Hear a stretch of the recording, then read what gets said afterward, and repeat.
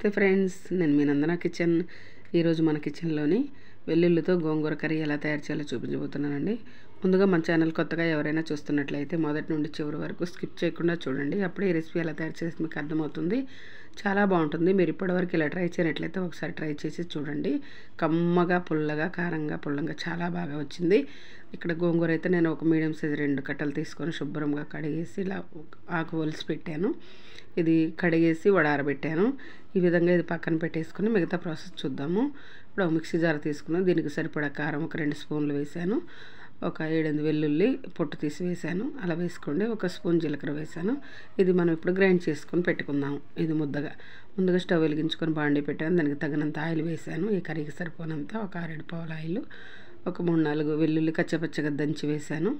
అలా వేసుకోండి. వేసుకున్న తర్వాత 1 స్పూన్ పోపు గింజలు వేసుకోండి. అలాగా వేసుకున్న తర్వాత ఉల్లిపాయలు అయితే ఒక 4 మీడియం సైజు ఉల్లిపాయలు తీసుకొని నేను చిన్న ముక్కలుగా కట్ చేసి వేసాను. అలా వేసుకోండి.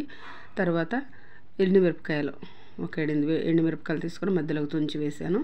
మనకి ఇది కారంగా బాగుంటుంది. ఈ విధంగా వేసుకున్న తర్వాత ఒకసారి అంతా కలిపేసుకోవాలి. ఇలాగా కలుపుకున్న తర్వాత మీడియం ఫ్లేమ్లో ఉంచి చేస్తున్నాను. ఇది 2 రెబ్బల కరివేపాకు కూడా వేసాను. ఈ విధంగా వేసుకోండి. తర్వాత తగినంత సాల్ట్ కూడా తగినంత వేసుకుని చాలా తర్వాత అయినా వేసుకోవచ్చండి. ఇది ఉల్లిపాయలు త్వరగా మగ్గిపోతాయి అన్నమాట. మనం ఇప్పుడు సాల్ట్ వేసుకుంటే చిటికెడంతా ఇంగువ వేసుకుంటే చాలా బాగుంటుంది. ఇలా ఒకసారి కలిపేద్దాము. ఇంగువ వేసుకున్న తర్వాత అలా కలుపుకొని మీడియం ఫ్లేమ్లో ఉంచుకొని వీటిని అయితే ఫ్రై చేసుకోవాలి. ఇప్పుడు పసుపు వేసుకుందాము. 1 స్పూన్ పసుపు వేసాను. అలా వేసుకోండి. తర్వాత 1 స్పూన్ ధనియా పొడి, చిటికెడు జీలకర్ర పొడి, చిటికెడు మెంతి పొడి వేసాను. ఈ మెంతి పొడి అనేది ఆరోగ్యానికి చాలా మంచిది. తప్పకుండా వేసుకొని వండుకోవడానికి ట్రై చేయండి. ఈ విధంగా కలుపుకోవాలి. మసాలాలు వేసుకున్న తర్వాత ఇప్పుడు ఒక చిన్న స్పూన్ అంత అల్లం వెల్లుల్లి పేస్ట్ వేసాను. ఎందుకంటే మనం వెల్లుల్లి వేసాం కాబట్టి కొంచెం వేసుకుంటే వేసి వేయనట్టుగా సరిపోతుంది. బాగుంటుంది టేస్ట్ అనేది. మనం వేయలేదు అనేది ఫీల్ రాకుండా ఉంటుంది.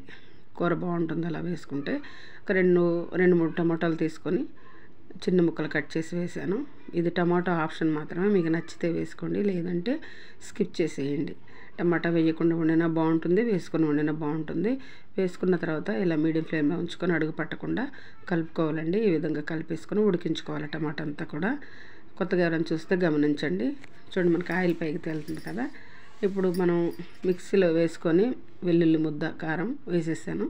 ఇప్పుడు ఇదంతా కూడా ఈ మసాలాలతోని, టమాటాతోని, ఉల్లిపాయలతోని మొత్తం కలిపేసి ఉడికించాలి. ఒక 5 నిమిషాలు ఉడికించితే అంతా కూడా కలిసిపోతుంది అనమాట.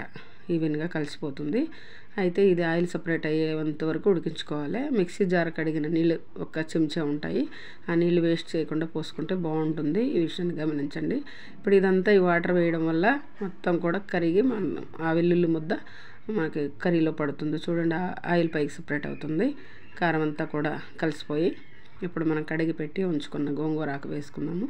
అలా వేసుకొని మొత్తం కూడాను కలిపినాక చూపిస్తున్నాను. నేను వీడియో ఒక్కదాన్ని తీయడం వల్ల కలిపేది చూపించలేకపోతున్నానండి. ఇలా మొత్తం కలిపేసాను. కలుపుకొని ఇది సిమ్లో పెట్టి ఉడికించుకోవాలి. ఎందుకంటే అడుగు పడుతుంది. ఒక 4 పచ్చిమిర్చి తీసుకొని నిలువుగా చీల్చి వేసాను.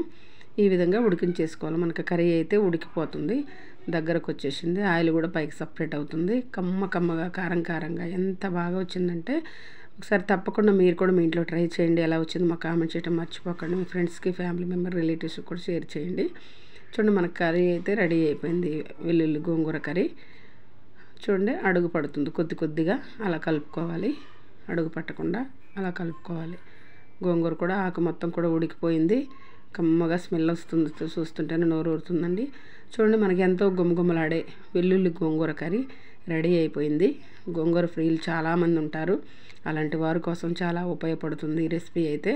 తప్పకుండా ట్రై చేసి చూడండి. మీ ఇంట్లో వాళ్ళకి రుచి చూపించండి. ఎలా ఉందో మాకు కామెంట్ చేయడం కూడా మర్చిపోకండి. ఫ్రెండ్స్, వీడియోలు చూస్తున్నారు కానీ ఒక లైక్ ఇవ్వడం మర్చిపోతున్నారు. తప్పకుండా ఒక లైక్ ఇవ్వడానికి ట్రై చేయండి. Thanks for watching. హాయ్ అండి, నేను మీ జబర్దస్త్ చిట్టిబాబు. ఏమండి, మనము అక్కడ వంట చేసుకోవాలి, ఇక్కడ వంట చేసుకోవాలి, అక్కడ నుంచి పార్సల్ తెప్పించుకోవాలి, ఇక్కడ నుంచి పార్సల్ తెప్పించుకోవాలని నానా టెన్షన్లు పడుతుంటాం. కానీ ఇవన్నీ ఇప్పుడు అవసరం లేదండి. ఎందుకంటే ఇప్పుడు కొత్తగా నందన కిచెన్ అని చెప్పేసి ఒక ఛానల్ పెట్టారండి. ఆ ఛానల్లో మీకు ఏది కావాలన్నా, ఏ రెసిపీ కావాలన్నా మనం హ్యాపీగా చూసుకోవచ్చు. ఆ ఛానల్ను ఫాలో అయ్యి మనం ఏ వంట అయినా చేసుకోవచ్చు. సో నందన కిచెన్ అనే ఛానల్ను మీరు చూడండి, సబ్స్క్రైబ్ చేయండి, గంట మాత్రం పక్కా నొక్కండి. All the best Nandana kitchen.